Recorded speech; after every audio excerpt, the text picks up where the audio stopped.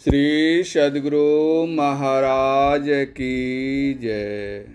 महर्षि संत सेवी परमहंस जी महाराज का प्रवचन। मानव शरीर क्यों? छाग के चमड़े से वाद यंत्रादि, गौ वृषभादि के चमड़ों, पद त्राणादि गेंडे के चमड़ों से ढाल और मृगाव्याघ्रादिक के चमड़ों से ऋषि मुनियों के आसन बनते हैं। किंतु आपने अपने लिए भी सोचा है कि आपके चमड़े का क्या होगा? उसका कुछ भी नहीं। इसलिए कहा गया है, या देही का गर्व न करिए, श्यार काग गिध खई हैं, तीन नाम तन विष्टा कृम होय, नातर खाक उड़ई हैं। यह शरीर श्यार काग और गिधादि का भोजन होगा। जलकर भस्मासात या खाक सरकर विष्टावत, और फिर उससे कीड़े उद्भूत होंगे। और क्या होगा? संत कबीर के शब्दों में, कबीर गर्व न कीजिए, चाम लपेटे हार, है वर ऊपर छत्र तर, तो भी देवें गार। कबीर गर्व न कीजिए, ऊंचा देखी आवास, ऊपर ऊपर हल फिरें, ढोर चढ़ेंगे घास। धन यौवन का गर्व न कीजिए, झूठा पंचरंग चोल रे। भगवान बुद्ध ने कहा था, अफसोस, थोड़े ही समय में यह शरीर तुच्छ हालत में बेजान बेकार लट्ठे की तरह पृथ्वी पर पड़ा रह जाएगा। ऐसी परिस्थिति में हमें क्या करना चाहिए? क्या हथेली पर हथेली रखकर चुपचाप बैठ जाना चाहिए? अथवा मनुष्य शरीर की क्या उपयोगिता है, इसे भी जानना चाहिए। अच्छा, अब आइए और संतवाणी का विचार कीजिए। रामचरितमानस में आया है, देह धरे कर यही फल भाई, भजिए राम सब काम बिहाई। अर्थात, हे भाई, मानव शरीर प्राप्त करने का फल यह है कि सांसारिक सभी कामनाओं को छोड़कर परमात्म भजन करना। इसको संत कबीर के शब्दों में कह सकेंगे, नहीं अचाह नहीं चाहना, चरणन लौ लीना रे। अर्थात, परमार्थ साधन में अनिच्छा रहित और स्वार्थ साधन में इच्छा रहित रहते हुए प्रभु चरणों में लवलीन रहना नर्तन का यह पुनीत कर्तव्य है। रामचरितमानस में भगवान श्री राम ने मनुष्य शरीर की दुर्लभता और विशेषता की भूरी भूरी प्रशंसा करते हुए कहा है, आकर 4,84,00,000 योनि भ्रमत यह जीव अविनाशी, फिरत सदा माया कर प्रेरा, काल कर्म स्वभाव गुण घेरा। कब हुक करी करुणा नर देही, देत इस बिनु हेतु सनेही। साधन धाम मोक्ष कर द्वारा, पाई न जेहि परलोक संवारा। अर्थात, यह जीव 4 खानियों अस्थावर, उद्भिज, उष्मज, अंडज और पिंडज तथा 84 लक्ष योनियों में भटकते हुए उन स्थानों की असह्य यातनाओं को सहन करते करते जब श्रांत क्लांत दुख से जर्जर आकुल एवं अधीर हो अपना धैर्य खो बैठता है, तब ईश्वर अपनी अहेतु की कृपा से मनुष्य का शरीर देते हैं, जो शरीर सभी साधनाओं का घर और मोक्ष का द्वार है। यह शरीर इतना उत्कृष्ट है कि इसके अंदर सभी विद्याएं, सभी देवता और सभी तीर्थ विराजमान हैं। इसके साथ ही इस पिंड में अखिल ब्रह्मांड भी है। पिंड माहि ब्रह्मांड ताहि पार पद तेहि लखा। तुलसी साहब।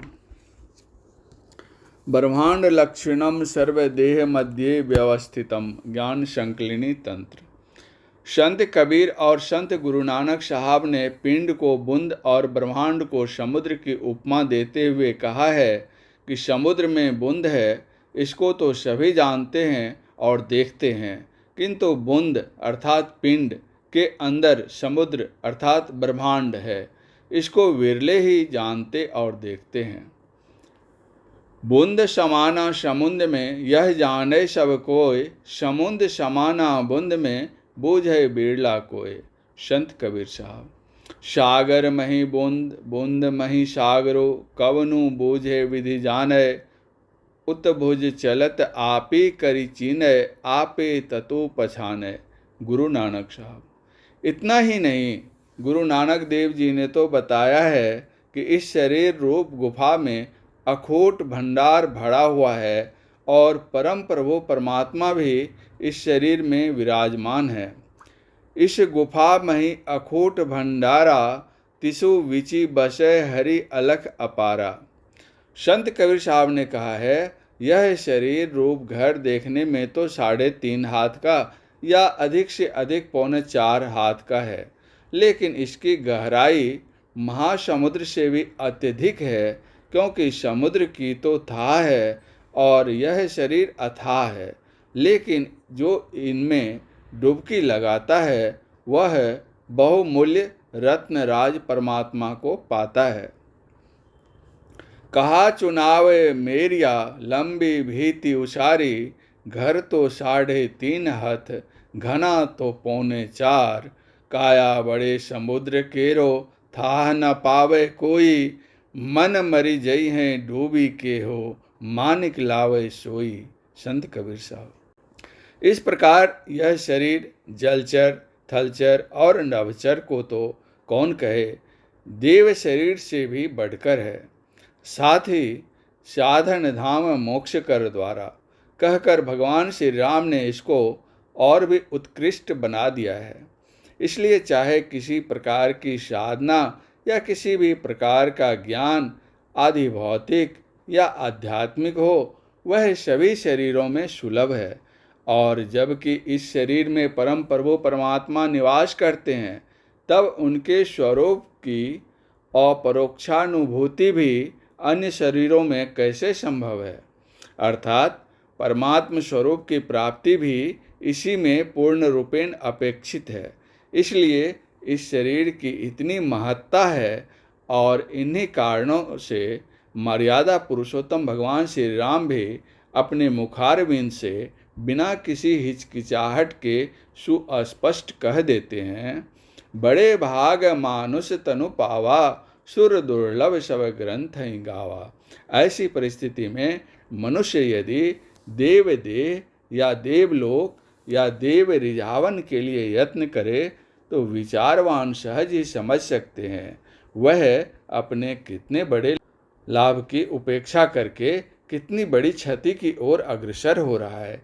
इसलिए तो गोस्वामी तुलसीदास जी महाराज ने साफ ही कहा है, देव दनुज मुनि नाग मनुज सब माया विवश विचारे, तिनके हाथ दास तुलसी प्रभु कहा अपन पोहारे। विनय पत्रिका।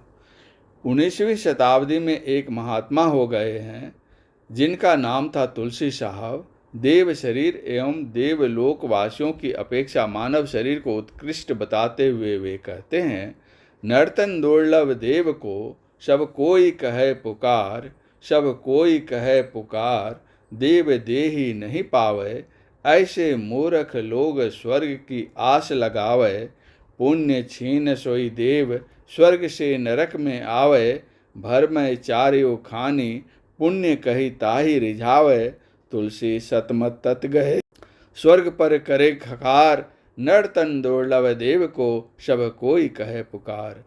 कवि हृदय स्वाभाविक ही भावुक होता है। इनके कहने का ढंग निराला एवं मर्म स्पर्शी होता है। अतएव उनके काव्य कला गांभीर्य से प्रभावित हुए बिना जन साधारण बच नहीं सकते। संतों के अनुभव ज्ञान से अपने अनुमान ज्ञान को मिलाकर मानो ऐक्य की स्थापना कर देते हैं। कैसी अच्छी उक्ति है उनकी। उनका कहना है कि मनुष्य शरीर बहुत दुर्लभ है। इसको प्राप्त करके मनुष्य को चाहिए कि गुरु प्रदत्त मंत्र का जप प्रति श्वास में करे। परमात्मा प्रेम की ज्वाला प्रज्वलित करके पाप के बीज को भून कर भस्म कर डाले और दुख भंजन निरंजन माया रहित परमात्मा के नाम को भूलकर भी न भूलें, अर्थात सतत स्मरण करता रहे। तभी मानवजन सार्थक है। इस प्रवचन का अगला भाग अगले प्रवचन पाठ में। श्री सद्गुरु महाराज की जय।